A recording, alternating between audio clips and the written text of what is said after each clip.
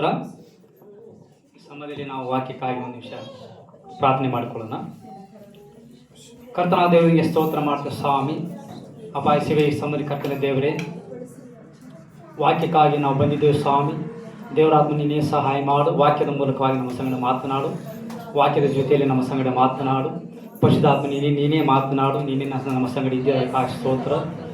ನಾವು ಮಾತನಾಡುವಾಗ, ವಾಕ್ಯ ಓದುವಾಗ, ಧ್ಯಾನಿಸುವಾಗ ನಿನ್ನ ಪ್ರಸನ್ನತೆ, ನಿನ್ನ ಮಹಿಮೆಯನ್ನು ಕಾಣೋದಕ್ಕಾಗಿ ಅನುಭವಿಸುವಂತೆ ದೇವರಿಂದ ಸಹಾಯ ಮಾಡೋದಕ್ಕಾಗಿ ಸ್ತೋತ್ರವಾಗಲಿ. ಕರ್ತನೆ ಪ್ರಾರ್ಥನೆಗೆ ಸ್ತೋತ್ರ. ಯೇಸುನಾಮದಲ್ಲಿ ಬೇಡ್ತು ತಂದೆ, ಆಮೇಲೆ. ಓಕೆ, ದೇವರು ನಮಗೆ ಸ್ತೋತ್ರವಾಗಲಾದ್ರಿಂದ ದೇವರು ಒಳ್ಳೆಯವನಾಗಿದ್ದಾನೆ. ದೇವರು ನಮಗೆ ಒಳ್ಳೆಯದನ್ನು ಮಾಡುವಂಥವನಾಗಿದ್ದಾನೆ. ನಾವು ಕೂಡ ಯಥಾರ್ಥವಾಗಿ ದೇವರ ಸನ್ನಿಧಿಯಲ್ಲಿ ಇರಬೇಕಾಗ್ತದೆ. ನಾವು ಸಹ ಯಥಾರ್ಥವಾಗಿ ದೇವರಿಗೆ ನಾವು ಏನು ಸಲ್ಲಿಸಬೇಕಾಗ್ತದೆ. ಕೆಲವರು ಮನೆಯಲ್ಲಿ ಇರ್ತಾರೆ, ಆದರೆ ಚರ್ಚಿಗೆ ಬರೋದಲ್ಲ ಆರಾಧನೆಗೆ. ಆ ಥರ ಸೋಮಾರಿತನ ಮಾಡೋದು ಕೂಡ ಒಳ್ಳೆಯದಲ್ಲ. ಯಾಕೆಂದರೆ ನಾವು ದೇವ್ರಿಗೆ ಏನು ಸಲ್ಲಿಸಬೇಕು, ಘನತೆ ನಾವು ಸಲ್ಲಿಸಬೇಕು. ಯಾಕೆಂದರೆ ದೇವರು ನಮಗೆ ಊಟ ಕೊಟ್ಟಿದ್ದಾನೆ, ಬಟ್ಟೆ ಕೊಟ್ಟಿದ್ದಾನೆ, ಆಹಾರ ಕೊಟ್ಟಿದ್ದಾನೆ, ಕೆಲಸ ಕಾರ್ಯ ಕೊಟ್ಟಿದ್ದಾನೆ, ಕುಟುಂಬ ಕೊಟ್ಟಿದ್ದಾನೆ, ಸಮಾಜ ಶಾಂತಿ ಕೊಟ್ಟು ಎಲ್ಲ ಕೊಟ್ಟ ಮೇಲೆ ನಾವು ಸಂಡೆಗೊಮ್ಮೆ ಆದರೂ ಇಲ್ಲಿ ಬಂದು ದೇವ್ರನ್ನ ಆರಾಧನೆ ಮಾಡುವುದು ನಮ್ಮ ಕರ್ತವ್ಯ. ನಾವಾಗಿ ಬರಬೇಕು. ಈಗ ನಾವು ನಿಮಗೆ ಒತ್ತಾಯ ಮಾಡೋದಿಲ್ಲ, ಒತ್ತಾಯ ಮಾಡೋದ್ರಿಂದಲ್ಲ ಬರೋದು, ಆದರೆ ನೀವಾಗೇ ಬರಬೇಕು. ಕೆಲವರು ಮನೆಯಲ್ಲಿ ಇರ್ತಾರೆ, ಆರಾಮಾಗಿ ಕೂತಿರ್ತಾರೆ, ಚರ್ಚೆಗೆ ಬರೋದಿಲ್ಲ. ಮುಂಜಾನೆ ಏನು ಮಾಡ್ತಾರೆ, ಲೇಟಾಗಿ ಹೇಳ್ತಾರೆ. ಲೇಟಾಗಿ ಎದ್ದು ಕೆಲಸ ಮಾಡ್ಕೊಂಡು ಕುಂತಾರೆ, ಚರ್ಚೆಗೆ ಬರೋಂಗಿಲ್ಲ. ಯಾಕ್ರಿ ಬರಲಿಲ್ಲ ಇವತ್ತು, ಲೇಟ್ ಆಯ್ತು, ಎಲ್ಲ ಲೇಟ್ ಆಯಿತು ಅಂತ ಹೇಳಿಬಿಡ್ತಾರೆ. ಏನು ನೀವಾಗ ಹೇಳ್ತಾರೆ. ಭಾಳ ಅರ್ಜೆಂಟ್ ಇದ್ದರೆ ಒಂದು ದಿವಸ ಒಂದು ವಾರ ಬಿಡ್ಬೋದು ಅಷ್ಟೇ. ಆದರೆ ದೇವ್ರನ್ನ ಆರಾಧನೆ ಮಾಡಿ, ನಾನು ಯಾಕೆ ಹೇಳ್ತೀನಿ ಅಂದರೆ, ನಿಮಗೆ 3 ಹೊತ್ತು ಊಟ ತಿಂದ್ರೇ ಶಕ್ತಿ ಬರೋದು, ಶಕ್ತಿ ಇರೋದು ನಮಗೆ ಅಲ್ವಾ. ಶಾರೀರಿಕವಾದ ಶಕ್ತಿ 3 ಹೊತ್ತು ಊಟ ತಿಂದರೆ ನಮ್ಗೆ ಇರೋದು. ಊಟ ತಿಂದಿರಂದ್ರೆ ಏನಾಗ್ತದೆ, ಶರೀರ ವೀಕ್ ಆಗ್ತದೆ, ಬಲಹೀನತೆ ಆಗ್ತದೆ. ಹಾಗೇನೆ ನಿಮ್ಮ ಆತ್ಮ ಬಲಹೀನತೆ ಆಗ್ತದೆ. ಚರ್ಚೆಗೆ ಬಂದಿಲ್ಲ, ಪ್ರಾರ್ಥನೆ ಮಾಡಿಲ್ಲ ಅಂದ್ರೆ ಅದು ನಿಮ್ಗೆ ಗೊತ್ತಿಲ್ಲ. ನೀವು ಆರಾಧನೆ ಮಾಡಿಲ್ಲ, ಆರಾಧನೆಗೆ ಬಂದಿಲ್ಲ ಅಂದರೆ ನಿಮ್ಮ ಆತ್ಮ, ಒಳಗಿನ ಆತ್ಮ ಅದು ಬಲಹೀನತೆ, ಶಕ್ತಿ ಇರೋಂಗಿಲ್ಲ. ದೇವ್ರ ಶಕ್ತಿ, ದೇವ್ರ ಮಹಿಮೆ ಇರೋಂಗಿಲ್ಲ. ಆತ್ಮ ಕುಂದಿ ಹೋಗಿರ್ತದೆ, ಆತ್ಮ ಅದು ಒಣಗಿ ಹೋಗಿರ್ತದೆ. ಅದು ನಿಮಗೆ ಗೊತ್ತಾಗೋದಿಲ್ಲ. ಆದರೆ ಹೆಂಗಾರು ಜೀವನ ಮಾಡ್ಬೋದು, ಜೀವನ ಮಾಡ್ಬೋದು. ಆದರೆ ಒಳಗಿರುವಂಥ ಆತ್ಮ ಅದು ಒಣಗಿ ಹೋಗಿರ್ತದೆ. ಅದಕ್ಕೋಸ್ಕರವಾಗಿ ಆರಾಧನೆ ತಪ್ಪಿಸಬಾರ್ದು ಯಾವುದೇ ಕಾರಣ. ಹೇಗಾರು ಅಡ್ಜಸ್ಟ್ ಮಾಡಿ ಬರಬೇಕು. ಅದು ಹಸಿವೆ, ಆತ್ಮವಾದ ಮತ್ತು ಹಸಿವೆ ಅಂತಾರೆ ಅದಕ್ಕೆ. ಹಲ್ಲೆಲೂಯಾ. ದೇವ್ರ ನಮಗೆ ಸ್ತೋತ್ರವಾಗಲಿ. ಸ್ವಲ್ಪ ಸಮಯ ದೇವ್ರ ವಾಕ್ಯವನ್ನು ನಾವು ಈ ಸಮಯದಲ್ಲಿ ಇವತ್ತಿನ ದಿವಸದಲ್ಲಿ ನಾವು ಧ್ಯಾನ ಮಾಡಲಿಕ್ಕೆ ಇದ್ದೇವೆ. ಸ್ವಲ್ಪ ತಾಳ್ಮೆಯಿಂದ ಕುಳಿತುಕೊಡ್ರಿ. ಮಕ್ಕಳು ಗಲಾಟೆ ಮಾಡಬಾರ್ದು, ಯಾರು ಸಹ ಮಧ್ಯೆ ಮಾತನಾಡಬಾರ್ದು. ಫೋನಿದ್ರೆ ಸ್ವಿಚ್ ಆಫ್ ಮಾಡಿರಿ, ಹೊರಗಡೆ ಎದ್ದು ಹೋಗಬಾರ್ದು. ಸ್ವಲ್ಪ ಸಮಯ ದೇವ್ರ ವಾಕ್ಯ ನಾವು ಕೇಳಿಸ್ಕೊಂಡು, ಯಾಕೆಂದರೆ ದೇವ್ರ ವಾಕ್ಯ ನಮಗೆ ವಾರಕ್ಕೊಮ್ಮೆ ನಾವು ಕೇಳಿಸ್ಕೊಳ್ತೇವೆ. ಈ ಥರ ಬಂದು ಆರಾಧನೆ ಮಾಡ್ತೇವೆ. Hallelujah, hallelujah. ಇವತ್ತಿನ ದಿವಸದಲ್ಲಿ ನಾವು ಯೋಗ್ಯರಾಗಿ ನಾವು ಜೀವಿಸಬೇಕು ಅನ್ನುವಂಥ ವಿಷಯದಲ್ಲಿ ನಾವು ಕೆಲವೊಂದು ವಾಕ್ಯಗಳನ್ನು ನಾವು ಧ್ಯಾನ ಮಾಡೋಣ. ನಾವು ಯೋಗ್ಯರಾಗಿ ನಾವು ನಡೆಯಬೇಕು. ಈ ಒಂದು ವಿಷಯದಲ್ಲಿ ನಾವು ಧ್ಯಾನ ಮಾಡೋಣ. ಓದೋಣ ವಾಕ್ಯ. ಎಫೆಸದ ಬರೆದ ಪತ್ರಿಕೆ 4ನೇ ಅಧ್ಯಾಯ 1ನೇ ವಾಕ್ಯ ಓದ್ರಿ.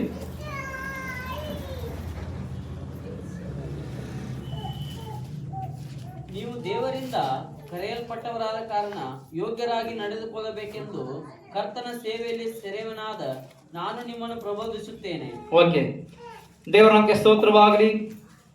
ಇಲ್ಲಿ ದೇವ್ರ ವಾಕ್ಯ ಹೇಳ್ತದೆ, ಎಫೆಸ 4ನೇ ಅಧ್ಯಾಯ 1ನೇ ವಾಕ್ಯ ಹೇಳ್ತದೆ, ನೀವು ದೇವರಿಂದ ಕರೆಯಲ್ಪಟ್ಟವರಾದ ಕಾರಣ ಯೋಗ್ಯರಾಗಿ ನಡೆದುಕೊಳ್ಳಬೇಕೆಂದು ಕರ್ತನ ಸೇವೆಯಲ್ಲಿ ಇರುವನಾದ ನಾನು ನಿಮ್ಮನ್ನು ಪ್ರಬೋಧಿಸುತ್ತೇನೆ ಅಥವಾ ನಾನು ಹೇಳುತ್ತೇನೆ ಎಂಬುದಾಗಿ ಅಪೊಸ್ತಲನಾದ ಪೌಲನು ಆತನು ಎಫೆಸ ಸಭೆಗೆ ಬರೆಯುವಾಗ ದೇವರ ಆತ್ಮನ ಮುಖಾಂತರವಾಗಿ ಆತನು ಹೇಳ್ತಾ ಇದ್ದಾನೆ. ದೇವ್ರ ನಮಗೆ ಸ್ತೋತ್ರ. ಹಲ್ಲೆಲೂಯಾ.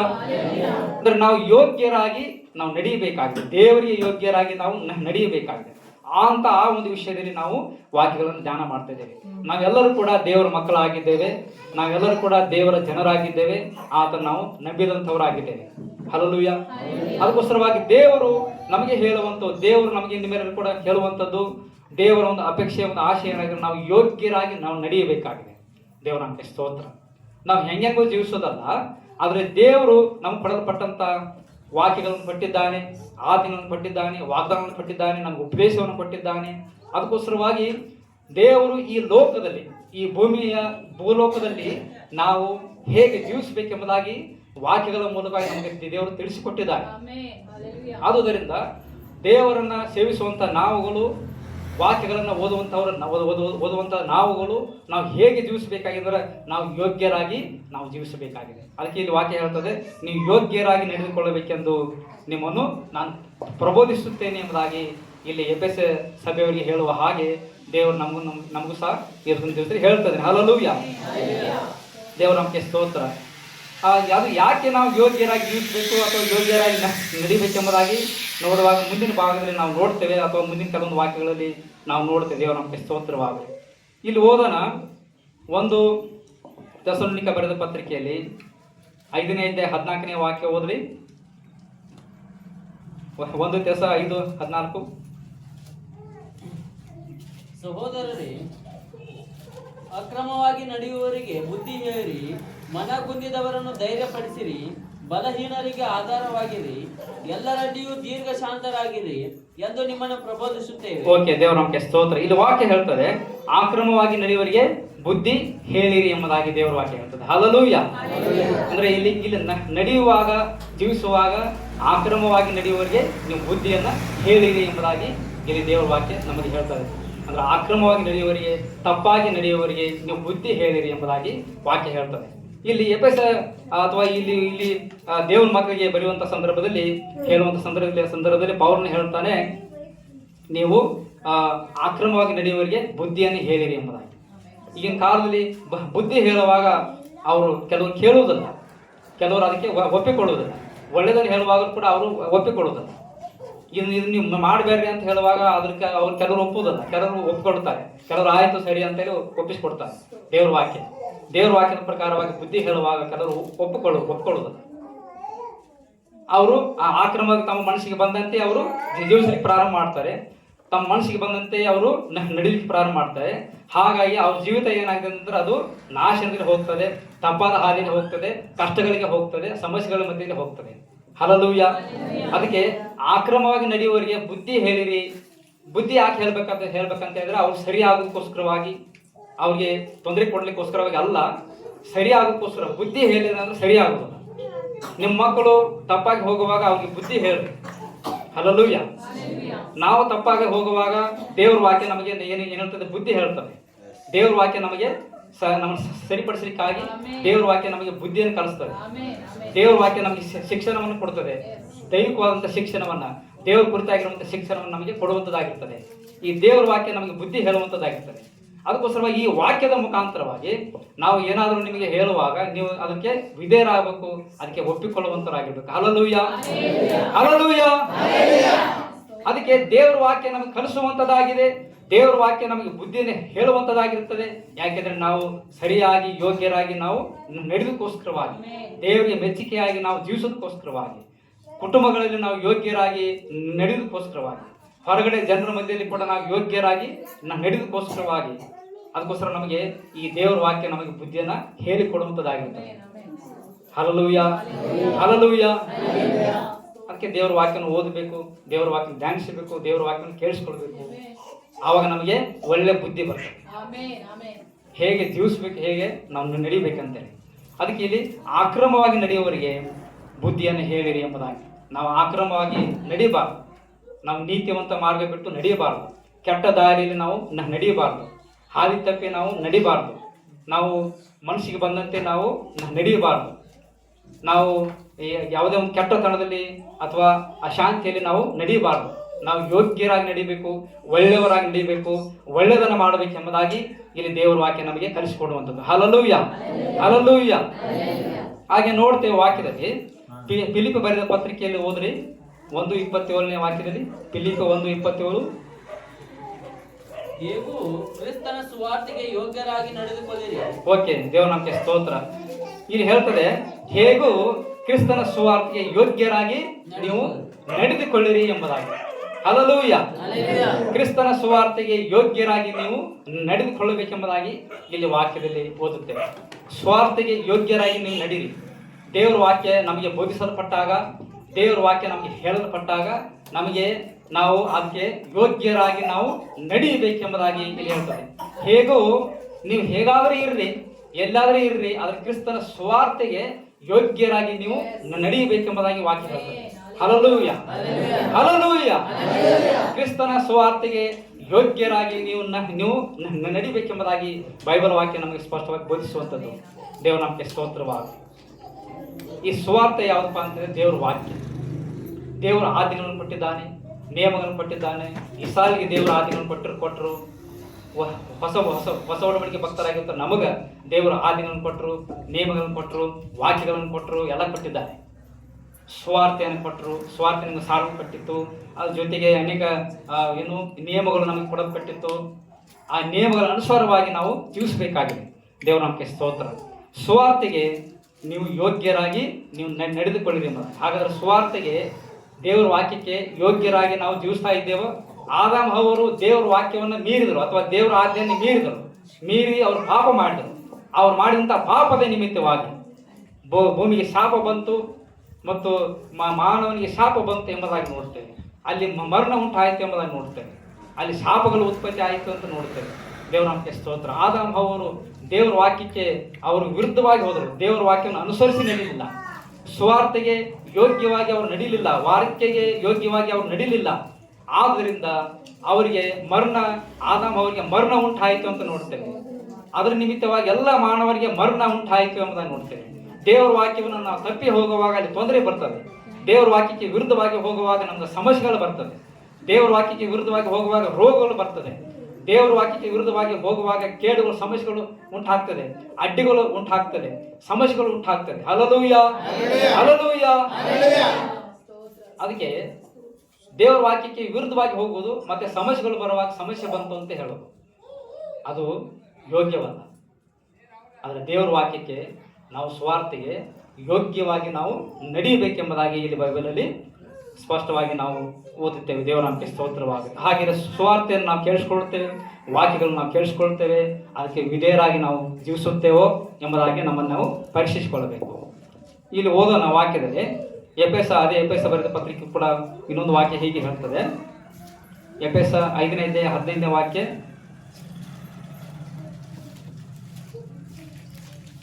ಆದ ಕಾರಣ ನೀವು ನಡ್ಕೊಳ್ಳೋ ರೀತಿಯನ್ನು ಕುರಿತು ಚೆನ್ನಾಗಿ ನೋಡಿಕೊಳ್ಳಿರಿ. ಓಕೆ. ಇಲ್ಲಿ ಹೇಳ್ತದೆ ಎಫೆಸ 5:15 ವಾಕ್ಯದಲ್ಲಿ ಹೇಳ್ತದೆ, ನೀವು ನಡ್ಕೊಳ್ಳುವ ರೀತಿಯನ್ನು ಚೆನ್ನಾಗಿ ನೋಡಿಕೊಳ್ಳಿರಿ ಎಂಬುದಾಗಿ. ಹಲ್ಲೆಲೂಯ.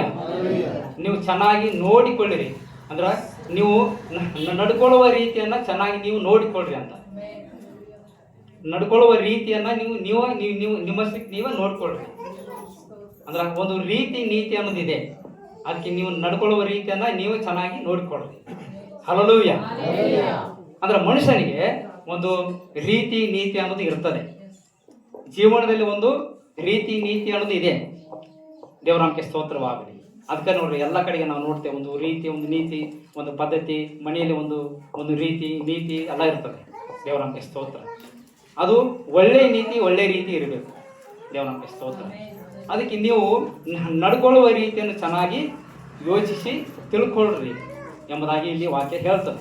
ಅಂದರೆ ನೀವು ಹೇಗೆ ನೀವು ನಡೀತಾ ಇದ್ದೀರಿ ಕುಟುಂಬದಲ್ಲಿ, ನಿಮ್ಮ ಮನೆಯಲ್ಲಿ ಹೇಗೆ ನೀವು ನಡೀತಾ ಇದ್ದೀರಿ, ನಿಮ್ಮ ಗಂಡನ ಜೊತೆ ಅಥವಾ ಹೆಂಡತಿ ಜೊತೆ, ಮಕ್ಕಳ ಜೊತೆ ನೀವು ಹೇಗೆ ನಡೀತಾ ಇದ್ದೀರಿ, ಹೇಗೆ ಜೀವಿಸ್ತಾ ಇದ್ದೀರಿ ಎಂಬುದಾಗಿ ನಿಮ್ಮನ್ನು ನೀವು ಪರೀಕ್ಷಿಸಿಕೊಳ್ರಿ ಅಥವಾ ನಿಮ್ಮನ್ನು ಯೋಚಿಸಿಕೊಳ್ರಿ. ಅಂದ್ರೆ ನಮ್ಮಷ್ಟಿಗೆ ನಾವು ಯೋಚಿಸ್ಕೊಳ್ಬೇಕು. ನನ್ನ ನಡತೆ ಹೇಗಿದೆ, ನನ್ನ ವರ್ತನೆ ಹೇಗಿದೆ, ನನ್ನ ಬಾಯಿ ಮಾತು ಹೇಗಿದೆ, ನನ್ನ ಆಲೋಚನೆ ಹೇಗಿದೆ, ನಾನು ಇನ್ನೊಬ್ಬರ ಜೊತೆ ಹೇಗೆ ನಡೀತಾ ಇದ್ದೇನೆ, ನನ್ನಿಂದ ಇನ್ನೊಬ್ಬರಿಗೆ ಬೇಜಾರು ಆಗ್ತಾ ಇದೆಯಾ, ನನ್ನಿಂದ ತೊಂದರೆ ಆಗ್ತಾ ಇದೆಯಾ ಕುಟುಂಬಕ್ಕೆ, ನನ್ನಿಂದ ಬೇರೆ ಸಮಸ್ಯೆ ಆಗ್ತಿದೆಯಾ, ಅಥವಾ ನನ್ನಿಂದ ದೇವರಿಗೆ ಬೇಸರ ಆಗ್ತಿದೆಯಾ. ನಮ್ಮಷ್ಟಿಗೆ ನಾವು ನಡ್ಕೊಳ್ಳುವಂಥ ರೀತಿಯನ್ನು ನಮ್ಮಷ್ಟೇ ನಾವೇ ಏನು ಮಾಡಬೇಕು, ತಿಳ್ಕೊಳ್ಬೇಕು, ಯೋಚಿಸಿ ತಿಳ್ಕೊಳ್ಬೇಕು. ಅದಕ್ಕೆ ಇಲ್ಲಿ ವಾಕ್ಯ ಹೇಳ್ತದೆ, ನೀವು ನಡ್ಕೊಳ್ಳುವ ರೀತಿಯನ್ನು ಚೆನ್ನಾಗಿ ಯೋಚಿಸಿ ತಿಳ್ಕೊಳ್ರಿ, ನೋಡಿಕೊಳ್ಳ್ರಿ ಎಂಬುದಾಗಿ. ಹಲ್ಲೆಲೂಯ. ಚೆನ್ನಾಗಿ ನೋಡಿಕೊಳ್ಳ್ರಿ.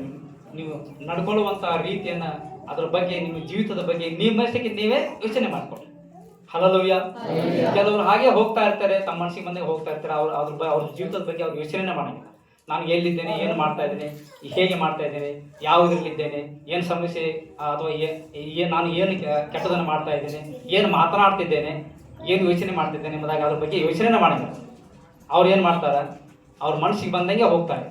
ಆದರೆ ದೇವ್ರ ವಾಕ್ಯ ಏನು ಹೇಳ್ತಾರೆ, ನಮ್ಮಷ್ಟಿಗೆ ನಾವು ಏನು ಮಾಡ್ಕೋಬೇಕಂತ, ನಾವು ಚೆನ್ನಾಗಿ ಯೋಚಿಸಿ ನೋಡ್ಕೊಳ್ಬೇಕಂತ, ನಮ್ಮ ರೀತಿ ನಡತೆ ಹೇಗಿದೆ ಎಂಬುದಾಗಿ. ಹಲ್ಲೆಲೂಯ. ಇದು ಯಾವುದಕ್ಕೆ ಅಂತ ಹೇಳಿದ್ರೆ ಅನೇಕ ವಿಷಯಗಳು ಇದು ಹಿಂದೆ ನಮಗೆ ಆಶೋದಕರವಾಗಿರ್ತದೆ. ಕೋಲೋಸ ಓದ್ರಿ, ಕೋಲೋಸ 4 ಮತ್ತು 5ನೇ ವಾಕ್ಯ. ಕೋಲೋಸ 4, 5ನೇ ವಾಕ್ಯ ಓದ್ರಿ. 4ನೇದೇ 5ನೇ ವಾಕ್ಯ.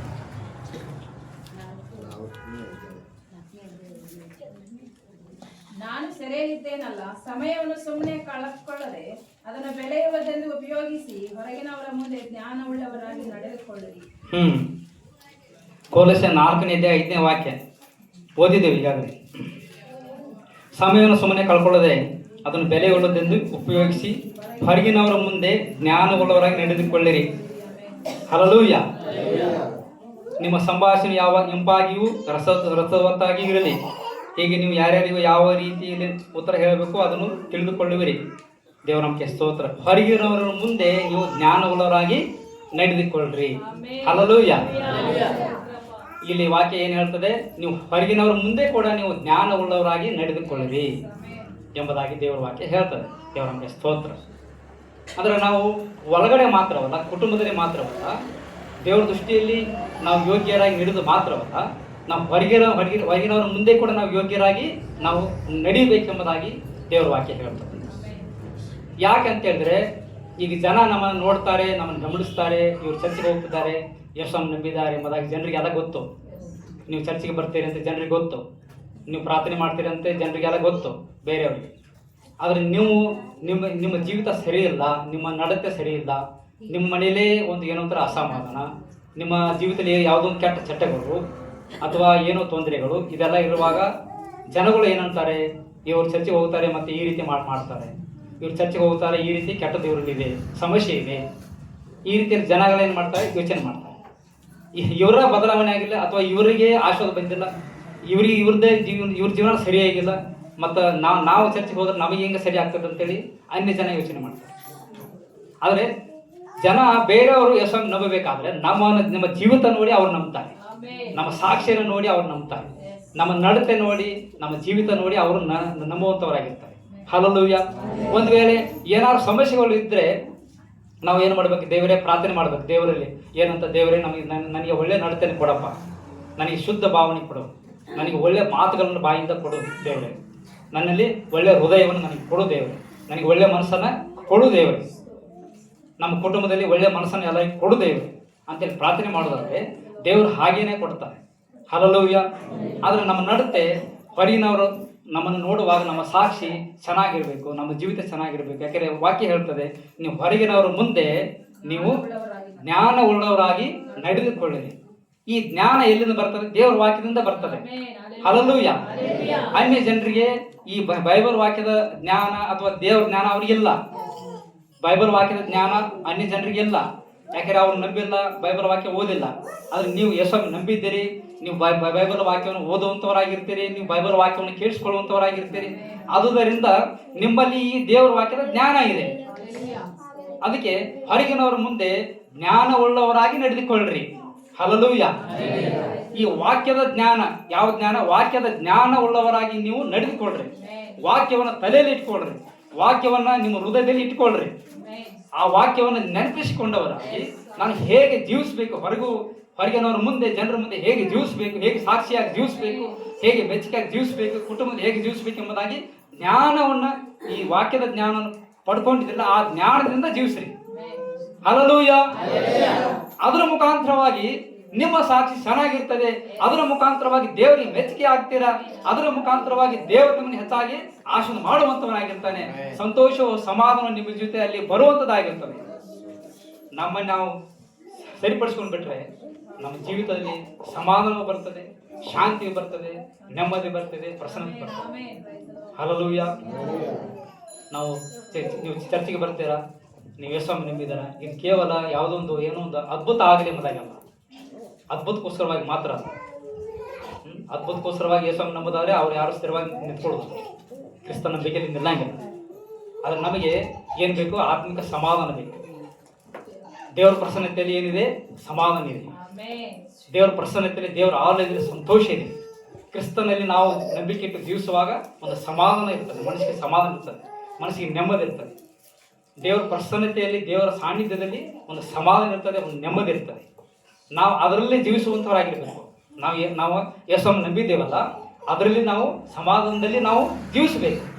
ಹಲ್ಲೆಲೂಯಾ. ದೇವರ ನಾಮಕ್ಕೆ ಸ್ತೋತ್ರ.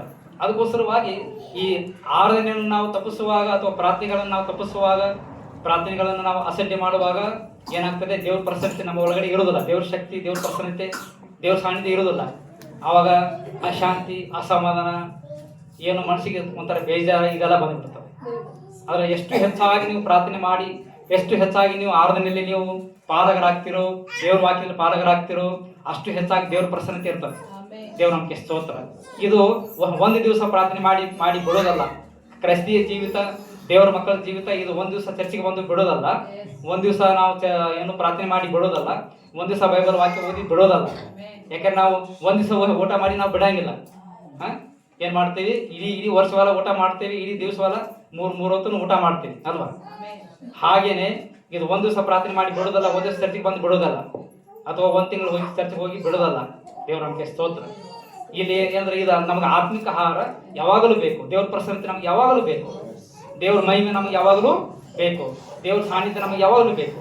ಯೇಸು ಸ್ವಾಮಿ ನಮ್ಮ ಜೊತೆಯಲ್ಲಿ ಯಾವಾಗಲೂ ಬೇಕು. ಅದಕ್ಕೋಸ್ಕರವಾಗಿ ಯಾವಾಗಲೂ ನಾವು ಕ್ರಿಸ್ತನ ಜೊತೆಯಲ್ಲಿ ಇರುವಂಥವರಾಗಿರ್ಬೇಕು. ಕ್ರಿಸ್ತನು ನಮ್ಮ ಒಳಗಡೆ ಯಾವಾಗಲೂ ಇರುವಂಥವನಾಗಿರ್ಬೇಕು. ದೇವ್ರ ಪ್ರಸನ್ನತೆ, ದೇವ್ರ ಮಹಿಮೆ ನಮ್ಮ ಒಳಗಡೆ ಯಾವಾಗಲೂ ಇರುವಂಥದ್ದಾಗಿರ್ಬೇಕು. Hallelujah, hallelujah. ಅದಕ್ಕೆ ಜ್ಞಾನ ಉಳ್ಳವರಾಗಿ ನಡೆದುಕೊಳ್ಳ್ರಿ. ದೇವರು ನಿಮಗೆ ಜ್ಞಾನ ಕೊಟ್ಟಿದ್ದಾನೆ. ಅವರಿಗೆ ಈ ಜ್ಞಾನ ಇಲ್ಲ, ಆದರೆ ದೇವರು ನಿಮಗೆ ಜ್ಞಾನ ಕೊಟ್ಟಿದ್ದಾನೆ. ವಾಕ್ಯದ ಜ್ಞಾನ ದೇವರು ನಿಮಗೆ ಕೊಟ್ಟಿದ್ದಾನೆ. ಆದುದರಿಂದ ಈ ಜ್ಞಾನ ಉಳ್ಳವರಾಗಿ ನೀವು ನಡೆದುಕೊಳ್ಳ್ರಿ. ವಾಕ್ಯವನ್ನು ನೆನಪಿಸಿಕೊಂಡವರಾಗಿ ನಡೆದುಕೊಳ್ಳ್ರಿ. ಹಲ್ಲೆಲೂಯಾ. ದೇವರ ನಮಗೆ ಸ್ತೋತ್ರ. ಇಲ್ಲಿ ಇನ್ನೊಂದು ವಾಕ್ಯವನ್ನು ಹೀಗೆ ಹೇಳ್ತದೆ, ಓದೋಣ. ಮತ್ತೊಂದು ಸುವಾರ್ತೆ 7ನೇ 21ನೇ ವಾಕ್ಯ ಓದ್ರಿ.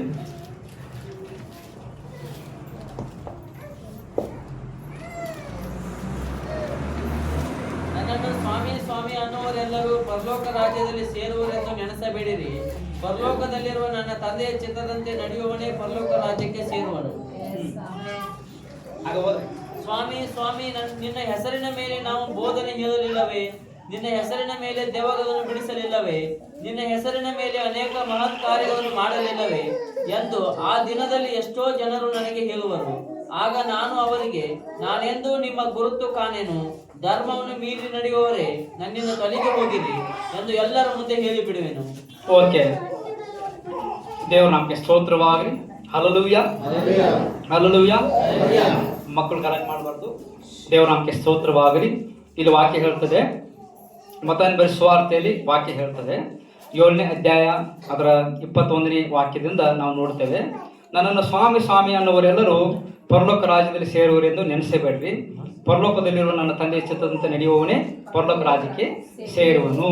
ದೇವರ ನಾಮಕ್ಕೆ ಸ್ತೋತ್ರ. Hallelujah, hallelujah. ಇಲ್ಲಿ ಹೇಳ್ತದೆ, ಸ್ವಾಮಿ ಸ್ವಾಮಿ ಅನ್ನೋವರೆಲ್ಲೂ ಪರಲೋಕ ರಾಜ್ಯಕ್ಕೆ ಸೇರುವುದನ್ನು ನೆನೆಸಬೇಡ್ರಿ. ಪರಲೋಕದಲ್ಲಿರುವ ನನ್ನ ತಂದೆಯ ಚಿತ್ತದಂತೆ ನಡೆಯುವವನೇ ಪರಲೋಕ ರಾಜ್ಯಕ್ಕೆ ಸೇರುವನು ಎಂಬುದಾಗಿ ವಾಕ್ಯದಲ್ಲಿ ಹೇಳ್ತಾರೆ. ಅಂದರೆ ಪರಲೋಕದಲ್ಲಿರುವ ನನ್ನ ತಂದೆಯ ಚಿತ್ತದಂತೆ ನಡೆಯುವವನೇ ಪರಲೋಕ ರಾಜ್ಯಕ್ಕೆ ಸೇರುವನು ಎಂಬುದಾಗಿ ಇಲ್ಲಿ ನಡೆಯುವವನು ಎಂಬುದಾಗಿ ಇಲ್ಲಿ ಬರೆಯಲ್ಪಟ್ಟಿದೆ. ಅಂದ್ರೆ ಪರಲೋಕದಲ್ಲಿ ಇರುವ ನನ್ನ ತಂದೆಯ ಚಿತ್ತದಂತೆ ನಡೆಯುವವನೇ ಪರಲೋಕ ರಾಜ್ಯಕ್ಕೆ ಸೇರುವನು. ಇಲ್ಲಿ ನಡೆಯುವವನು ಎಂಬುದಾಗಿ ಇಲ್ಲಿ ಬರೆಯಲ್ಪಟ್ಟಿದೆ. ದೇವರ ನಾಮಕ್ಕೆ ಸ್ತೋತ್ರ. ಹಲ್ಲೆಲೂಯಾ. ಸ್ವಾಮಿ ಸ್ವಾಮಿ ಅನ್ನೋರೆಲ್ಲರೂ ಸೇರುವುದಲ್ಲ, ಅದರ ತಂದೆಯ ಚಿತ್ತದಂತೆ ನಡೆಯುವವರು ಪರಲೋಕ ರಾಜ್ಯಕ್ಕೆ ಸೇರುವವರು ಎಂಬುದಾಗಿ ದೇವರ ವಾಕ್ಯದಲ್ಲಿ ಹೇಳ್ತಾರೆ. ದೇವರ ನಾಮಕ್ಕೆ ಸ್ತೋತ್ರ. ಯಾಕೆ ನಮ್ಮ ಒಂದು ಹೊರಗಿನ ನಡತೆ ಚೆನ್ನಾಗಿರಬೇಕು, ನಮ್ಮ ಜೀವಿತ ಚೆನ್ನಾಗಿರಬೇಕು, ನಾವು ಯೋಗ್ಯರಾಗಿ ನಡೆಯಬೇಕು, ಸ್ವಾರ್ಥ ಯೋಗ್ಯರಾಗಿ ನಡೆಯಬೇಕು, ನಾವು ಜ್ಞಾನ ಉಳ್ಳವರಾಗಿ ನಾವು ನಡೆಯಬೇಕು, ನಮ್ಮ ರೀತಿ ನಾವು ನಡ್ಕೊಳ್ಳುವಂಥ ರೀತಿ ಅದು ಚೆನ್ನಾಗಿರಬೇಕು, ನಾವು ಯೋಗ್ಯರಾಗಿ ನಡಿಬೇಕಂತ ಹೇಳಿದ್ರೆ ನಾವು ಪರಲೋಕ ರಾಜ್ಯಕ್ಕೆ ಸೇರಬೇಕು. ಅದು ತಂದೆಯ ಚಿತ್ತದಂತೆ ನಡೆಯುವವನೇ ಪರಲೋಕ ರಾಜ್ಯಕ್ಕೆ ಸೇರುವನು. ತಂದೆಯಾದ ದೇವರ ಚಿತ್ತದಂತೆ ನಡೆಯುವವನೇ ಆಶೀರ್ವಾದಕ್ಕೆ ಬಾಧ್ಯಸ್ಥನಾಗ್ತಾನೆ. ಹಲ್ಲೆಲೂಯಾ. ತಂದೆಯಾದ ದೇವರ ಚಿತ್ತದ ಪ್ರಕಾರವಾಗಿ ಜೀವಿಸುವವನೇ ಆಶೀರ್ವಾದಗಳನ್ನು ಹೊಂದಿಕೊಳ್ಳುವವನು, ಆರೋಗ್ಯವನ್ನು ಹೊಂದಿಕೊಳ್ಳುವವನು, ಸಮಾಧಾನವನ್ನು ಹೊಂದಿಕೊಳ್ಳುವವರು, ಆಯುಷ್ಯವನ್ನು ಹೆಚ್ಚಾಗಿ ಹೊಂದಿಕೊಳ್ಳುವವರು, ಕುಟುಂಬದಲ್ಲಿ ಸಂತೋಷವನ್ನು ಹೊಂದಿಕೊಳ್ಳುವವರು. ದೇವರ ನಾಮಕ್ಕೆ ಸ್ತೋತ್ರ. ಸುಮ್ಮನೆ ಸ್ವಾಮಿ ಸ್ವಾಮಿ ಅಂತ ಬಂದರೆ ನಾವು ದೇವರ ಆಶೀರ್ವಾದವನ್ನು ಹೊಂದಲಿಕ್ಕೆ ಆಗುವುದಿಲ್ಲ, ಪರಲೋಕ ರಾಜ್ಯಕ್ಕೆ ಸೇರ್ಲಿಕ್ಕೆ ಆಗುವುದಿಲ್ಲ. ಸುಮ್ಮನೆ ಸ್ವಾಮಿ ಸ್ವಾಮಿ ಯೇಸು ಸ್ವಾಮಿ ಯೇಸು ಸ್ವಾಮಿ ಅಂತ ಸುಮ್ಮನೆ ಹೇಳ್ಕೊಂಡು ಹೋಗಬಾರ್ದು. ಅದು ನಾವು ನಂಬಿದ್ದೇವೆ, ಆದರೆ ನಮ್ಮ ನಡತೆ ಯೋಗ್ಯವಾಗಿರಬೇಕು. ಅದು ಹೇಗೆ? ತಂದೆಯಾದ ದೇವರ ಚಿತ್ತದ ಪ್ರಕಾರವಾಗಿರಬೇಕು. ಈಗ ಮನುಷ್ಯರು ನಮ್ಮನ್ನು ಹೊಗಳಬಹುದು. ಹಲ್ಲೆಲೂಯ. ಮನುಷ್ಯರು ಅವ್ರು ಚೆನ್ನಾಗಿದ್ದಾರೆ, ಹಾಗೆ ಇದ್ದಾರೆ, ಹೀಗಿದ್ದಾರೆ, ಸ್ವಲ್ಪ ಏನೋ ಹಣ ಕೊಟ್ಟಿರ್ತಾರೆ, ಸ್ವಲ್ಪ ಅವ್ರು ಇವ್ರನ್ನ ಹೊಗಳ್ತಾರೆ, ಅದಕ್ಕಾಗಿ ಇವ್ರು ಅವ್ರನ್ನ ಹೊಗಳ್ಬಹುದು. ಹಾಗೆ ಹೀಗೆ ಹಾಗೆ ಸುಮ್ಮನೆ ಆದರೂ ಹೊಗಳ್ಬೋದು. ಅವ್ರು ಒಳ್ಳೆಯವರಿದ್ದಾರೆ, ಅವ್ರು ಚೆನ್ನಾಗಿದ್ದಾರೆ, ಸುಮ್ಮನೆ ಆದರೂ ಹೇಳ್ಬೋದು ಬಾಯಿ. ಆದ್ರೆ ದೇವ್ರು ಸುಮ್ಮನೆ ಯಾರನ್ನೂ ಹೊಗಳಂಗಿಲ್ಲ. ಹಲ್ಲೆಲೂಯ. ತಂದೆಯಾದ ದೇವ್ರ ಆತನ ಚಿತ್ತ ಪ್ರಕಾರವಾಗಿ ಜೀವಿಸಿದ್ರೆ ಮಾತ್ರ ದೇವ್ರು ನಮ್ಮನ್ನು ಹೊಗಳ್ತಾರೆ. ದೇವ್ರಿಗೆ ಎಲ್ಲ ಚೆನ್ನಾಗಿ ಗೊತ್ತು. ನಮ್ಮ ಮನಸ್ಸಿನಲ್ಲಿ ಏನಿದೆ ಅದು ಗೊತ್ತು, ಹೃದಯದಲ್ಲಿ ಏನಿದೆ ಅದು ಗೊತ್ತು, ಅದು ದೇವರಿಗೆಲ್ಲ ಗೊತ್ತು. ನಮ್ಮ ನಡತೆ ಹೇಗಿದೆ ದೇವ್ರಿಗೆ ಗೊತ್ತು, ನಮ್ಮ ಮಾತು ಹೇಗಿದೆ ದೇವ್ರಿಗೆ ಗೊತ್ತು, ನಮ್ಮ ಕುಟುಂಬದಲ್ಲಿ ಏನು ನಡೀತಾ ಇದೆ ಅದು ಎಲ್ಲ ದೇವ್ರಿಗೆ ಗೊತ್ತು. ದೇವ್ರಿಗೆ ಗೊತ್ತಿಲ್ಲದೆ ಇರೋದು ಒಂದೂ ಇಲ್ಲ. ನೀವು ಅನ್ಬೋದು ನನ್ನ ಕಷ್ಟ ಯಾರಿಗೆ ಗೊತ್ತಿಲ್ಲ ಅಂತ ಅನ್ಬೋದು, ಆದರೆ ದೇವರಿಗೆಲ್ಲ ಗೊತ್ತಿದೆ. ಕೆಟ್ಟದ್ದು ಗೊತ್ತಿದೆ, ಒಳ್ಳೇದು ಗೊತ್ತಿದೆ, ಕಷ್ಟನೂ ಗೊತ್ತಿದೆ. ನಿಮ್ಮ ಕಷ್ಟನೂ ಆತನಿಗೆ ಗೊತ್ತಿದೆ, ನಿಮ್ಮ ಸುಖನೂ ಆತನಿಗೆ ಗೊತ್ತಿದೆ, ನಿಮ್ಮ ಕಣ್ಣೀರು ಗೊತ್ತಿದೆ, ನಿಮ್ಮ ಏನು ಆದರಣೆ ಕೂಡ ಸಮಾಜ ಶಾಂತಿಗೂ ಅದು ಗೊತ್ತಿದೆ. ಕಷ್ಟ ಸುಖ ಸಮಸ್ಯೆ ಎಲ್ಲ ದೇವ್ರಿಗೆ ಗೊತ್ತಿದೆ. ಆದರೆ ಅದಕ್ಕೋಸ್ಕರವಾಗಿ ನೀವು ಪ್ರಾರ್ಥನೆ ಮಾಡಿ ಕೇಳ್ಕೊಳ್ಳುವಾಗ ನೀವು ಪ್ರಾರ್ಥನೆ ಕೇಳಿ ನಿಮಗೆ ಉತ್ತರವನ್ನು ದೇವರು ಕೊಡ್ತಾರೆ. ಕಾರಣ ನಿಮ್ಮ ಕಷ್ಟಗಳನ್ನ ಆತನು ಬಲ್ಲಂತ ದೇವರಾಗ್ತಾರೆ, ನಿಮ್ಮ ಸಮಸ್ಯೆನ ದೇವರು ಬಲ್ಲಂತ ದೇವರಾಗ್ತಾರೆ. ಆದುದರಿಂದ ಆತನಿಗೆ ಮರೆಯಾದದ್ದು ಒಂದೂ ಇಲ್ಲ ಎಂಬುದಾಗಿ ದೇವರ ವಾಕ್ಯ ಓದುತ್ತೆ. ಆತನಿಗೆ ಬಯಲಾದದ್ದು ಮರೆಯಾದದ್ದು ಒಂದೂ ಇರುವುದಿಲ್ಲ, ಎಲ್ಲವೂ ಆತನಿಗೆ ಗೊತ್ತಿದೆ ಎಂಬುದಾಗಿ ನೋಡುತ್ತೆ. ಹಲ್ಲೆಲೂಯ. ದೇವರ ಸನ್ನಿಧಿಗೆ ಬರುವಂತವರು ಭಾಗ್ಯವಂತರು. ದೇವರನ್ನ ಆರಾಧನೆ ಮಾಡುವಂತವರು ನೀವು ಭಾಗ್ಯವಂತರು. ದೇವರನ್ನು ಸ್ತುತಿಸಿ ಕೊಂಡಾಡುವಂತವರು ನೀವು ಎಷ್ಟೋ ಭಾಗ್ಯವಂತರು. ಯೇಸುಸ್ವಾಮಿ ನಂಬಿ ಹಿಂಬಾಲಿಸುವಂತವ್ರು ನೀವು ಎಷ್ಟೋ ಭಾಗ್ಯವಂತರು. ನಿಮಗೆ ಆಶೀರ್ವಾದ, ಪರಲೋಕದ ಭಾಗ್ಯ ನಿಮಗೆ ಸಿಗುವಂಥದ್ದು, ಪರಲೋಕದ ಬಾಧ್ಯತೆ, ನಿತ್ಯ ಜೀವಿತ ನಿಮಗೆ ಸಿಗುವಂಥದ್ದು. ಈ ಲೋಕದಲ್ಲಿ ದೇವರು ನಿಮ್ಮನ್ನು ನಡೆಸಲಿಕ್ಕೆ ಪರಿಶುದ್ಧ ಆತ್ಮ ನಿಮ್ಮ ಹೃದಯದಲ್ಲಿ ಕೊಟ್ಟಿದ್ದಾನೆ. ದೇವ ದೂತರು ನಿಮ್ಮ ಜೊತೆಯಲ್ಲಿ ಆತನು ಕೊಟ್ಟಿದ್ದಾನೆ. ನೀವು ಭಾಗ್ಯವಂತರು. ಯೇಸುಸ್ವಾಮಿ ನಿಮ್ಮನ್ನು ಆರಿಸಿಕೊಂಡಿದ್ದಾನೆ. ನಿಮಗೆ ಆತನ ತಂದೆಯಾದ ದೇವರು ಆತನ ತಂದೆ ಆಗಿದ್ದಾನೆ. ನೀವು ಆತನಿಗೆ ಮಕ್ಕಳಾಗಿದ್ದೀರಿ. Hallelujah, hallelujah. ನೀವು ಭಾಗ್ಯವಂತರಾಗಿದ್ದೀರಿ. ಅದಕ್ಕೋಸ್ಕರವಾಗಿ ನಾವು ಸುಮ್ಮನೆ ಆತನಿಗೆ ಯೇಸು ಯೇಸು ಅಂತ ಹೇಳಿದ್ದೇನೆ. ನಮ್ಮ ನಡತೆಯಲ್ಲಿ ಕೂಡ ನಾವು ದೇವರಿಗೆ ಮೆಚ್ಚುಗೆಯಾಗಿ ಜೀವಿಸಬೇಕಾಗ್ತದೆ.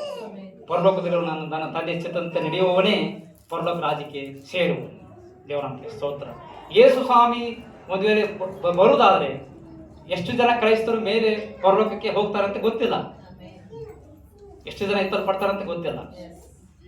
ಆದರೆ ಎಲ್ಲರೂ ಯೇಸು ಸ್ವಾಮಿ ಆತನು ತಿರುಗಿ ಬರುವಾಗ ಮಧ್ಯಾಕಾಶದಲ್ಲಿ ಬರುವಾಗ ಎಲ್ಲರೂ ಕೂಡ ಎತ್ತಲ್ಪಟ್ಟು ದೇವರಾಜ್ಯಕ್ಕೆ ಸೇರ್ಬೇಕು ಅನ್ನೋದು ದೇವರ ಉದ್ದೇಶವಾಗಿದೆ. ಎಲ್ಲರ ಪ್ರಾರ್ಥನೆ ಆಗಿದೆ. ನಮ್ಮ ಪ್ರಾರ್ಥನೆ ಅದೇ ಆಗಿದೆ. ದೇವರ ನಮಗೆ ಸ್ತೋತ್ರ. ಹಲ್ಲೆಲೂಯ. ಅದಕ್ಕೆ ಕ್ರಿಸ್ತನ ಕಡೆಗೆ ಬರುವವರು ಯಾರು ಕೂಡ ಅವ್ರು ನಾಶವಾಗಿ ಹೋಗಬಾರ್ದು. ಅದಕ್ಕೆ ದೇವರ ವಾಕ್ಯ ಹೇಳ್ತದೆ, ದೇವರು ಲೋಕದ ಮೇಲೆ ಎಷ್ಟೋ ಪ್ರೀತಿ ನಿಂತು ತನ್ನ ಒಬ್ಬನೇ ಮಗನನ್ನು ಕೊಟ್ಟನು, ಆತನು ನಂಬುವ ಒಬ್ಬರಾದ ನಾಶವಾಗಿ ಹೋಗದೆ ಎಲ್ಲರೂ ನಿತ್ಯ ಜೀವ ಪಡೆಯಬೇಕೆಂದು ಆತನು ಕೊಟ್ಟನು ಎಂಬುದಾಗಿ ನೋಡ್ತೇನೆ. ಅಂದ್ರೆ ನಂಬುವವರು ನಾಶವಾಗಿ ಹೋಗಬಾರ್ದು, ಎಲ್ಲರೂ ನಿತ್ಯ ಜೀವನ ಪಡೆದುಕೊಳ್ಳಬೇಕು. ಎಲ್ಲರೂ ಚೆನ್ನಾಗಿ ನಂಬುವವರೆಲ್ಲರೂ ಚೆನ್ನಾಗಿ ಜೀವಿಸಬೇಕು, ಆರೋಗ್ಯವಂತರಾಗಿ ಜೀವಿಸಬೇಕು, ಮನೆಯಲ್ಲಿ ಸಂತೋಷವಾಗಿ ಜೀವಿಸಬೇಕು, ಸಮಾಧಾನವಾಗಿ ಜೀವಿಸಬೇಕು. ಅವರಿಗೆ ಆರೋಗ್ಯ ಇರಬೇಕು, ದೇವ್ರ ಪ್ರಸನ್ನತೆ ಇರಬೇಕು, ದೇವ್ರ ಮಹಿಮೆ ಇರಬೇಕು, ದೇವ್ರ ಜೊತೆಯಲ್ಲಿ ಜೀವಿಸಬೇಕು, ದೇವರಿಗೆ ಮೆಚ್ಚುಗೆಯಾಗಿ ಜೀವಿಸಬೇಕು. ಅವ್ರ ಪರಲೋಕ ರಾಜ್ಯಕ್ಕೆ ಬಾಧ್ಯಸ್ಥರಾಗಬೇಕು. ಅದು ದೇವರ ಉದ್ದೇಶವಾಗಿರ್ತದೆ. ಹಲ್ಲೆಲೂಯ. ನಂಬಿದವರು ನಾಶವಾಗಿ ಹೋಗಬಾರ್ದು. ನಂಬಿದವರು ನಾಶವಾಗಿ ಹೋದ್ರೆ ಅದು ದೇವರ ಹೆಸರಿಗೆ ಕೆಟ್ಟ ಸಾಕ್ಷಿ ಬರ್ತದೆ. ನಂಬಿದವರು ನಾಶವಾಗಿ ಹೋಗಬಾರ್ದು, ನಂಬಿದವರು ಹಿಂಜಾರಿ ಹೋಗಬಾರ್ದು. ಒಂದ್ಸರ್ತಿ ಯೇಸುಸ್ವಾಮಿ ನಂಬಿದ ಮೇಲೆ ಅವ್ರು ಹಿಂಜಾರಿ ಹೋಗಬಾರ್ದು, ನಂಬಿಕೆಯನ್ನು ಕಳ್ಕೊಳ್ಬಾರ್ದು. ಅದು ದೇವರ ಉದ್ದೇಶ. ನಂಬಿದವರು ನಾಶವಾಗಿ ಹೋದ್ರೆ ಏನಂತಾರೆ ಜನಗಳು, ನಂಬಿದ್ರು ಹಿಂಗಾಯ್ತು ಅಂತ. ಚರ್ಚಿಗೆ ಹೋದ್ರು ಅದಕ್ಕೆ ಹಿಂಗಾಯ್ತು ಅಂತಾರೆ, ಯೇಸುಸ್ವಾಮಿ ಕಡೆಗೆ ಬಂದ್ರು ಅದಕ್ಕೆ ಹಿಂಗಾಯ್ತು ಅಂತಾರೆ. ಅದಕ್ಕೆ ದೇವರ ಹೆಸರಿಗೆ ಕೆಟ್ಟ ಹೆಸರು ಬರಬಾರ್ದು, ದೇವ್ರ ನಾಮಕ್ಕೆ ದೂಷಣೆ ಆಗಬಾರ್ದು. ಆ ರೀತಿ ನಿಮ್ಮ ನಡತೆ, ನಿಮ್ಮ ಜೀವನ ಆ ರೀತಿ ಇರಬೇಕು. ದೇವರಿಗೆ ಯಾವಾಗಲೂ ನಿಮ್ಮ ಜೀವಿತದ ಮುಖಾಂತರ ದೇವರಿಗೆ ಮಹಿಮೆ ಆಗಬೇಕು ಹೊರತು ದೇವರ ನಾಮಕ್ಕೆ ಕಳಂಕ ಉಂಟಾಗಬಾರ್ದು. ಹಲ್ಲೆಲೂಯ. ದೇವರಿಗೆ ಮಹಿಮೆ ಆಗಬೇಕು. ಆ ರೀತಿ ನೀವು ಜೀವಿಸೋದಕ್ಕೆ ನೀವು ಪ್ರಯತ್ನ ಪಡಬೇಕು. ಆ ರೀತಿ ಒಪ್ಪಿಸಿಕೊಡ್ಬೇಕು ದೇವರಿಗೆ. ದೇವರ ನಾಮಕ್ಕೆ ಸ್ತೋತ್ರ. ಹಲ್ಲೆಲೂಯ. ದೇವರು ನಂಬಿಗಸ್ತನಾಗಿದ್ದಾನೆ. ಯೇಸು ಸ್ವಾಮಿ ನಂಬಿಗಸ್ತನಾಗಿದ್ದಾನೆ. ಆತನು ಎಂದಿಗೂ ನಿಮ್ಮನ್ನು ಕೈ ಬಿಡುವಂಥ ದೇವರಲ್ಲ, ನಿಮ್ಮನ್ನು ತೊರೆದು ಬಿಡುವಂಥ ದೇವರಲ್ಲ. ದೇವರು ನಂಬಿಗಸ್ತನಾಗಿದ್ದಾನೆ. ಕಷ್ಟಗಳ ಮಧ್ಯದಲ್ಲಿ ಕೂಡ ನಂಬಿಗಸ್ತಿಕೆಯಿಂದ ನಿಮ್ಮನ್ನು ಆತನು ನಡ್ಸ್ಕೊಂಡು ಹೋಗ್ತಾನೆ. ಆದರೆ ನೀವು ಮಾಡಬೇಕಂತ ಕರ್ತವ್ಯ ಪ್ರಾರ್ಥನೆ, ಯೋಗ್ಯರಾಗಿ ಜೀವಿಸುವುದು, ದೇವ್ರ ವಾಕ್ಯದ ಧ್ಯಾನ. ಇದನ್ನು ಮಾಡುವಾಗ ದೇವರು ನಿಮಗೆ ಜಯವನ್ನು ಪಟ್ಟೇ ಕೊಡುವಂತಾನೆ. Hallelujah, hallelujah. ದೇವರಿಗೆ ವಾಕ್ಯದ ಮೂಲಕವಾಗಿ ನಿಮ್ಮನ್ನು ಆಶೀರ್ವದಿಸಲಿ. ನಾವು ಎದ್ದು ನಿಂತುಕೊಂಡವರಾಗಿ ಪ್ರಾರ್ಥನೆಯ ಸಮಯಗಳನ್ನು ಪ್ರಾರ್ಥನೆ ಮಾಡೋಣ. Thank you Jesus. Hallelujah, hallelujah. ಸ್ತೋತ್ರ, ಸ್ತೋತ್ರ, ಸ್ತೋತ್ರ, ಸ್ತೋತ್ರವಾಗಲಿ. ದೇವರು ಮೆಚ್ಚಬೇಕು. ನಮ್ಮ ನಡತೆ ದೇವರಿಗೆ ಮೆಚ್ಚುಗೆ ಆಗಿರಬೇಕು. ನಾವು ಯೋಗ್ಯರಾಗಿ ನಡೆಯಬೇಕು. ದೇವರಿಂದ ಕರೆಯಲ್ಪಟ್ಟ ಕಾರಣ ನಾವು ದೇವರಿಂದ ಕರೆಯಲ್ಪಟ್ಟವರಾಗಿದ್ದೇವೆ. ನಾವು ದೇವರಿಂದ ಕರೆಯಲ್ಪಟ್ಟ ಕಾರಣ ಯೋಗ್ಯರಾಗಿ ಜೀವಿಸಬೇಕಾಗಿದೆ. ಯೋಗ್ಯರಾಗಿ ನಾವು ನಡೀಬೇಕಾಗಿದೆ. Hallelujah, hallelujah, hallelujah. ವಾಕ್ಯಕ್ಕೆ ಒಪ್ಪಿಸಿಕೊಳ್ಳೋದು, ವಾಕ್ಯಕ್ಕೆ ಒಪ್ಪಿಸಿಕೊಳ್ಳೋದು. Hallelujah, hallelujah, hallelujah, hallelujah. ಸ್ತೋತ್ರ, ಸ್ತೋತ್ರ, ಸ್ತೋತ್ರವಾಗಲಿ. ಯೇಸುವೇ ಸ್ತೋತ್ರ, ಯೇಸುವೇ ಸ್ತೋತ್ರ, ಯೇಸುವೇ ಸ್ತೋತ್ರ, ಯೇಸುವೇ ಸ್ತೋತ್ರ. ಕರ್ತನೇ hallelujah, hallelujah, hallelujah, hallelujah, hallelujah. ಸ್ತೋತ್ರ, ಸ್ತೋತ್ರವಾಗಲಿ. ಯೇಸುವೇ ಸ್ತೋತ್ರ, ಯೇಸುವೇ ಸ್ತೋತ್ರ, ಯೇಸುವೇ ಸ್ತೋತ್ರ, ಯೇಸುವೇ ಸ್ತೋತ್ರ. ಕರ್ತನೇ ಹಲ್ಲೆಲೂಯಾ, ಹಲ್ಲೆಲೂಯಾ, ಹಲ್ಲೆಲೂಯಾ. ವಾಕ್ಯಕ್ಕೆ ಒಪ್ಪಿಸಿಕೊಳ್ಳೋಣ, ವಾಕ್ಯಕ್ಕೆ ಒಪ್ಪಿಸಿಕೊಳ್ಳೋಣ, ವಾಕ್ಯಕ್ಕೆ ಒಪ್ಪಿಸಿಕೊಳ್ಳೋಣ. ದೇವರಾತ್ಮನೇ ಸ್ತೋತ್ರ, ದೇವರಾತ್ಮನೇ ಸಂತೋಷ, ಪ್ರತ್ಯೇಕನ ಸಂತೋಷ, ಪ್ರತ್ಯೇಕನ ಸಂತೋಷ, ಸ್ತೋತ್ರ. ವಾಕ್ಯಕ್ಕೆ ಒಪ್ಪಿಸಿಕೊಟ್ಟು ಪ್ರಾರ್ಥನೆ ಮಾಡೋಣ, ಸ್ತೋತ್ರ ಮಾಡೋಣ. Hallelujah, hallelujah, hallelujah, hallelujah. ಸ್ತೋತ್ರ, ಸ್ತೋತ್ರ. ದೇವರು ಮುಟ್ಟುವಂತವನಾಗಿದೆ. ದೇವರು ಸಂತೋಷಿಸುವಂತವನಾಗಿದೆ. ದೇವರು ತನ್ನ ವಾಕ್ಯದ ಮೂಲಕ ನಿಮ್ಮ ಜೊತೆ ಮಾತನಾಡಿದ್ದಾನೆ. ಆ ವಾಕ್ಯಕ್ಕೆ ಒಪ್ಪಿಸಿಕೊಳ್ಳಿ. ನಿಮ್ಮ ಹೃದಯಗಳನ್ನು ಒಪ್ಪಿಸಿಕೊಳ್ಳಿ. ನಿಮ್ಮ ಪ್ರಾಣ, ಆತ್ಮ, ಶರೀರ ಎಲ್ಲ ದೇವರಿಗೆ ಒಪ್ಪಿಸಿಕೊಳ್ಳಿ. Hallelujah, hallelujah. ಸ್ತೋತ್ರ, ಸ್ತೋತ್ರ. ಬಾಯಿ ತೆಗೆದ ಸ್ತೋತ್ರ ಮಾಡೋಣ. ಬಾಯಿ ತೆಗೆದ ಎಲ್ಲರ ಸ್ತೋತ್ರ ಮಾಡೋಣ. ಎಲ್ಲರ ಸ್ತೋತ್ರ ಮಾಡೋಣ. ಎಲ್ಲರ ಮೇಲೆ ದೇವರ ಆತ್ಮ ಇಳಿದು ಬರ್ತಾರೆ. ದೇವರ ಶಕ್ತಿ, ದೇವರ ಮಹಿಮೆ ಎಲ್ಲರ ಮೇಲೆ ಇಳಿದು ಬರುವಂತದ್ದಾಗಿದ್ದಾರೆ. ದೇವರು ಪವಿತ್ರ ಆತ್ಮ ನಮ್ಮೆಲ್ಲರ ಮೇಲೆ ಕಲಿಸ್ತಾ ಇದ್ದಾನೆ. ದೇವರಾಗಿರುವಂತಹ ಕರ್ತನಾದಂಥ ಯೇಸು ಸ್ವಾಮಿ ನಮ್ಮ ಮಧ್ಯದಲ್ಲಿ ಇಳಿದು ಬಂದಿದ್ದಾರೆ.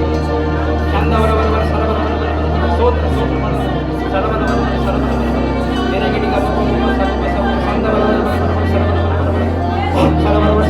ನಿನಗಿಡಿಗ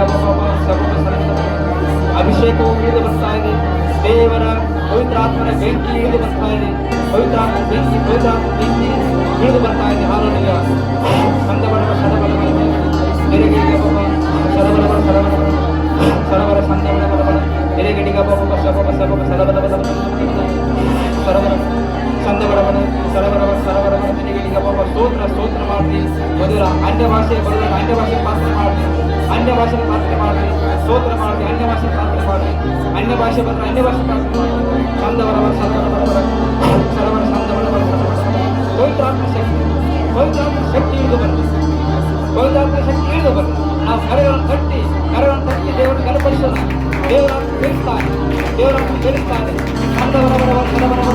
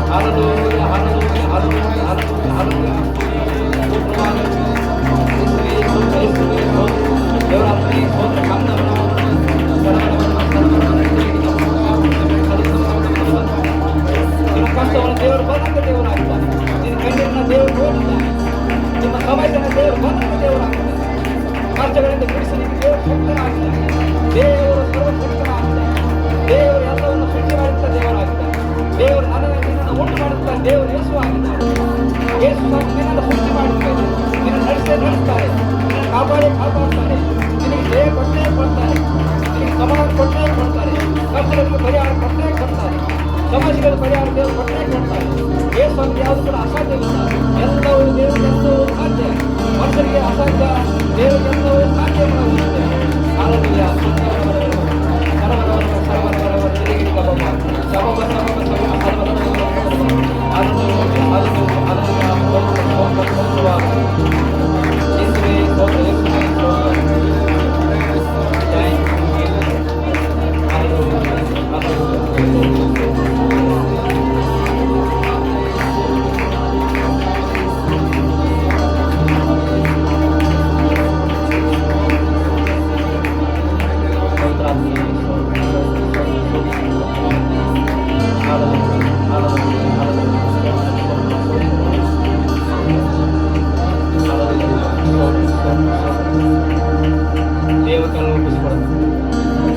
ದೇವರ ವಾಕ್ಯಕ್ಕೆ ನಮ್ಮನ್ನು ಒಪ್ಪಿಸಿಕೊಡ್ತಾರೆ.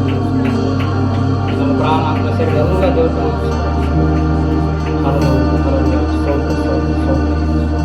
ಅಭಾಯಿಸಿವೆ ಪ್ರಾರ್ಥನೆ ಮಾಡ್ತಾರೆ. ಸ್ವಾಮಿ ಸೇರಿ ಬಂದೆಲ್ಲ ದೇವರ ಮಕ್ಕಳನ್ನು ಆಶೀರ್ವಿಸು. ದೇವರ ಮಕ್ಕಳನ್ನು ಕೃಪೆಯನ್ನು ತುಂಬಿಸು, ನಿನ್ನ ಮಹಿಮೆಯನ್ನು ತುಂಬಿಸು, ನಿನ್ನ ಬಲವನ್ನು ತುಂಬಿಸು, ನಿನ್ನ ಶಕ್ತಿಯನ್ನು ತುಂಬಿಸೋದಕ್ಕೆ ಆಶಿಸೋದು. ಅವರು ಯಾವಾಗಲೂ ಎಲ್ಲ ಸಮಯದಲ್ಲಿ ಕೂಡ ಎಲ್ಲ ದಿವಸಗಳಲ್ಲಿ ಕೂಡ ಅವರು ಸಂತೋಷವಾಗಿ ಸಮಾಧಾನವಾಗಿ ನೆಮ್ಮದಿರುವಂತೆ ನೀವು ಸಹಾಯ ಮಾಡು. ಪ್ರತಿಯೊಂದು ಕುಟುಂಬಗಳಲ್ಲಿ ಕೂಡ ಸಮಾಧಾನ ಇರಲಿ, ಶಾಂತಿ ಇರಲಿ ಸ್ವಾಮಿ. ಪ್ರತಿಯೊಂದು ಕುಟುಂಬಗಳಲ್ಲಿ ಕೂಡ ನಿನ್ನ ಮಹಿಮೆ ಮತ್ತು ವಾಸವಾಗಿ, ನಿನ್ನ ಶಕ್ತಿಯ ವಾಸವಾಗಿ, ಪರಲೋಕದ ಮಹಿಮೆಯನ್ನು ಪ್ರತಿಯೊಂದು ಕುಟುಂಬಗಳಲ್ಲಿ ಕೂಡ ಅವರು ಅನುಭವಿಸುವಂತೆ ಸಹಾಯವಾಗುತ್ತದೆ. ಆದಾಮ ಅವರು ಪಾಪ ಮಾಡೋದಕ್ಕಿಂತ ಮುಂಚಿತವಾಗಿ ಈಗಿನ ತೋಟದಲ್ಲಿ ಅವರು ನೆಮ್ಮದಿಯಾಗಿದ್ದರು, ಅವರು ಸಮೃದ್ಧಿಯಾಗಿದ್ದರು. ಅದೇ ಥರ ನಮಗೂ ಸಹ ಕ್ರಿಸ್ತನಲ್ಲಿ ಒಂದು ಸಮೃದ್ಧಿ ಉಂಟು, ಕ್ರಿಸ್ತನಲ್ಲಿ ಒಂದು ಸಮಾಧಾನ ಉಂಟು, ಶಾಂತಿ ಉಂಟು. ಅದೇ ಥರ ನಮಗೂ ಸಹ ಒಂದು ಸಮಾಧಾನ ಇರಲಿ, ಎಲ್ಲ ಕುಟುಂಬಗಳಲ್ಲಿ ಸಮಾಧಾನ ಇರಲಿ, ನೆಮ್ಮದಿ ಇರಲಿ, ಸಂತೋಷ ಇರಲಿ, ಆರೋಗ್ಯ ಇರಲಿ ಸ್ವಾಮಿ. ದೇವರಿಗೆ ಜೀವಿತದ ಮುಖಾಂತರ ನಿನ್ನೇ ಗಣಪಡಿಸುವಂತೆ ಸಹಾಯ ಕರ್ತನೆ. ಎಲ್ಲರನ್ನು ಸ್ವಾಮಿ ನಿನ್ನ ಪಾದಕ್ಕೆ ಸಮರ್ಪಿಸಿಕೊಡ್ತೇವೆ. ಸಭೆ ಸೇವೆ ಎಲ್ಲ ಆಶೀರ್ವಿಸಿ ಕಾಪಾಡು. ಎಲ್ಲ ನೀವು ಕಾಪಾಡ್ತೇವೆ, ಕಾಯಿಸೋದು ಕಾಪಾಡೋದಕ್ಕೆ ಆಗಿಸೋದು ಕರ್ತನೆ. ಪ್ರಾರ್ಥನೆಗಾಗಿ ನಿನಗೆ ಸ್ತೋತ್ರ ಮಾಡ್ತೇವೆ. ಯೇಸು ಕ್ರಿಸ್ತನ ನಾಮದಲ್ಲಿ ಬೇಡ್ತೇವೆ ತಂದೆ, ಆಮೇಲೆ. ನಮ್ಮ ತಂದೆಯಾದ ದೇವರ ಪ್ರೀತಿಯು, ಕರ್ತನಾದ ಯೇಸು ಕ್ರಿಸ್ತನ ಕೃಪೆಯು, ಪರಿಶುದ್ಧಾತ್ಮನ ಅನಿಯತಿಯು, ಸಂತೋಷವು, ಸಮಾಧಾನವು ಯಾವಾಗಲೂ ನಮ್ಮ ಮೇಲೆ ನಿರಂತರವಾಗಿರಲಿ. ಆಮೇಲೆ ಆಮೇಲೆ.